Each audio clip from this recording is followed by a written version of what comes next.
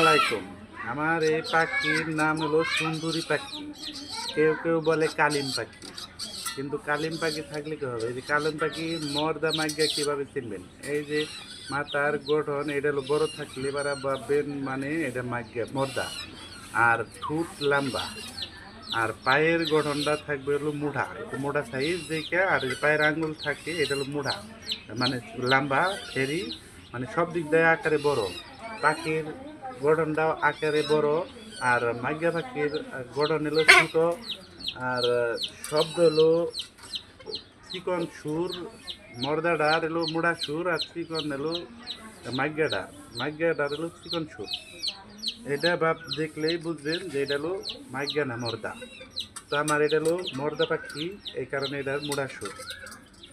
দেখেন এই যে ডাক দেয় মুড়া সুর।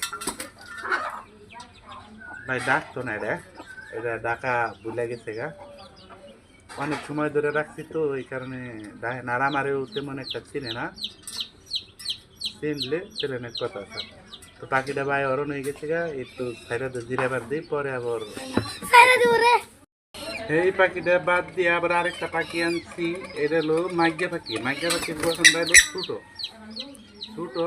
এই যে দেখেন মাথার আকারটাও দেখাই আপনাদের, এটা বেশি পাজি তো ভাই।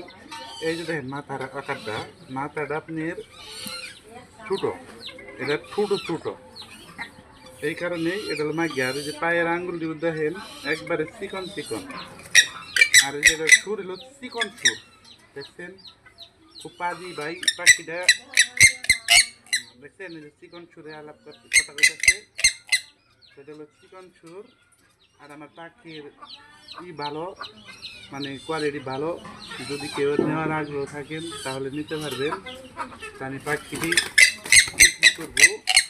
এটা পাজি পাখিটা এটা। তো পাখিটার বয়স হলো আপনার, বয়স হলো 2 বছর বয়স। তো ডিম দেয় আপনার, এই পাখিটায় দেয় ডিম এলো 9টা, উঠতে গেলে 10টা করে ডিম দেয়। আমার খাতায় অন্য ডিম আছে, তো যদি তাহলে পাখিটি নিতে পারবেন। পাখিটা খুব পাজি। এই যে দেখেন আমার খাতায়ও অনেক ধরনের পাখি আছে, ওই যে দেখেন, দেখছেন?